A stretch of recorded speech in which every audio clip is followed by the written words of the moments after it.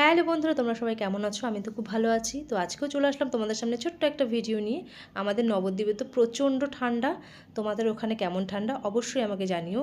নবদ্বীপে আজকে যদি ঠান্ডা একটু কম থাকে, তাহলে আগামী দিন দ্বিগুণ ঠান্ডা দেখা দিচ্ছে আর কি। বাপরে বাপ, প্রচণ্ড ঠান্ডা, প্রচণ্ড শীত। আজকে সারা সকাল থেকে একটু রোদ্দুর ওঠেনি, জানো তো। যাই হোক, শীত হোক, গরম হোক, বর্ষা হোক, আমার কাজ তো আমাকে করতেই হবে, তাই না বলো? তো সকালে সব কাজকর্ম মানে ঘর ঝাড় দেওয়া, ঘর মোছা, বাসন মাজা সব কমপ্লিট করে এখানে রুটি সেঁকে একটু চা করে নিলাম, যে চা খাবো। বিস্কুট দিয়ে সবসময় খেতে ইচ্ছা করে না, তো চাটা খেয়ে তারপরে ভাত বসাবো। আজকে সেরকম কিছু রান্নাবান্না করব না, কারণ আজকে একটু কাজের চাপ আছে। এই যে ঘর দুয়ারটা পরিষ্কার করবো, মানে ঝাড়পোছ করব। অনেক দিন ধরেই ঝুল টুলগুলো পরিষ্কার করা হয় না, তাই ভাবছি আজকে পরিষ্কার করব। তার জন্য রান্নাবান্না যদি বেশি বেশি পদে করতে যাই, তাহলে তো আর কাজটা করা হবে না। ঝুল ঝাড়া থাকলে তো প্রচণ্ড কাজ বেড়ে যায়, তার সঙ্গে জামাকাপড় কাচা থাকে, বাসনপত্র নোংরা হয়, সেগুলোও ধোয়া মাজা করতে হয়। তার জন্য ভাবলাম যে আজকে পালং শাক একটু সয়াবিন করব। নর্মাল রান্না আর কি, ফাঁকিবাজি রান্না। তো ছেলেকেও কাজে বসিয়ে দিলাম, ছেলের চা খাওয়া হয়ে গেল। ছেলেকে বললাম একটু মটরশুঁটিগুলো একটু ছাড়িয়ে দে, আর লঙ্কার বোটাগুলো একটু পরিষ্কার করে দে। এই দেখো, মটরশুঁটির সঙ্গে মনে হচ্ছে যেন যুদ্ধ করছে আমার লাড্ডু। যে কোনো কাজের কথা যদি আমার ছেলেকে বলা হয়, ও সেটা করবেই, মানে করে দেবে, না বলবে না। হ্যাঁ, তারপরে যদি বই পড়ার পরে আবার যদি বলি একটু বই নিয়ে বস, তবে বাবু সেখানে আর কি একটু নারাজ হয়ে যায়। তবে এবার আমার ছেলে এইটে উঠেছে। তোমরা আশীর্বাদ করো যেন খুব ভালোভাবে থাকে, আর মানুষের মতো যেন মানুষ হয়, তাই না বলো? পড়াশোনা তো সবাই শেখে, মানুষ হতে পারে কয়জন?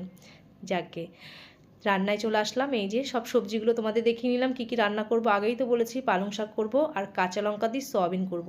কাঁচা লঙ্কা দিয়ে সয়াবিনের কথা শুনে আমার ছেলে তো মাথায় মানে কি পড়লো ভগবান জানে, বলছে কাঁচা লঙ্কা দিয়ে খাবো না। আমি বললাম আজকে আমি কোনো বাটা কিছু করতে পারবো না, কারণ আজকে আমার কাজের খুব চাপ।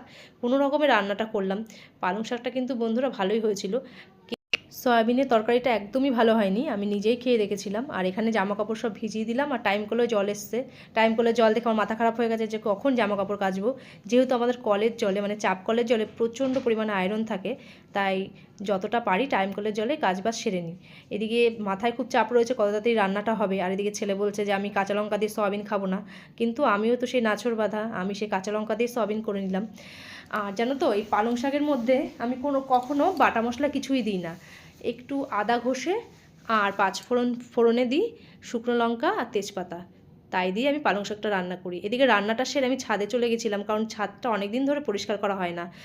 ছাদে আমাদের রকি এদিক ওদিক করে নোংরা করে রাখে, তাই ছাদটা একটু পরিষ্কার করে নিলাম, ঝাড়পোছ করে নিলাম।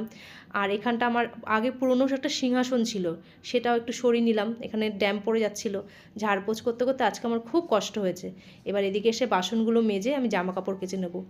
জামা কাপড় দেখে তো মাথায় মানে বাজ পড়লো, অনেক জামা কাপড় আজকে। চলো তোমাদের দেখিয়ে দিই জামা কাপড়গুলো, কত জামা কাপড় হয়েছে আজকে, আমি কীভাবে কেচেছি জামা কাপড়গুলো। এই দেখো, একটা দড়িও ফাঁকা নেই, সব কটা দড়িতে জামা কাপড় মেলা। এই সমস্ত কাজবাজ করে এবার আমি যাব স্নান করতে। স্নান সেরে আমাকে পুজো দিতে হবে। এদিকে ছেলেরও বলছে খিদে পেয়ে গেছে। আমি বললাম তুই খেয়ে নে, বললো না তুমি তাড়াতাড়ি করো, তোমার সঙ্গেই খাবো। তো দুজনে মিলে খেতে বসে গেলাম। আর আমি বলছি যে পালং শাকটা ভালো হয়েছে। আমার ছেলে বলছে সয়াবিনটা খেয়ে দেখো কেমন হয়েছে। আমি বলছি দাঁড়া, রাতেরবেলা তোকে ভালো কিছু করে দেবো। যেই বলা সেই কাজ। সন্ধ্যাবেলা ছেলেকে একটু গুড়ের পায়েস করে দিলাম। ছেলেকে না, ছেলের উদ্দেশ্যে আমরা সবাই মিলেই খেলাম। যেহেতু পৌষ মাস আর শীতকালে একটু পিঠে পুলি তো খেতেই হয়। তোমাদের তো আগের দিন দেখিয়েছিলাম বন্ধুরা, আমি পাটিসাপটা করেছিলাম আর মালপোয়া করেছিলাম। জানো, পাটিসাপটা নেই, কিন্তু মালপোয়া এখন আমার ঘরে আছে, এখনও সেগুলো খাওয়া হয়নি। টুকটুক করে আমার ছেলে খায়। আর আজকে একটু পায়েস করলাম, গুড়ের পায়েস। এটা পাটালি গুড়ের পায়েস, আর সঙ্গে একটু চিনিও দিয়েছিলাম। বেশ ভালোই হয়েছিল খেতে। আর ছেলে আমাকে একটু কফি করে দিল।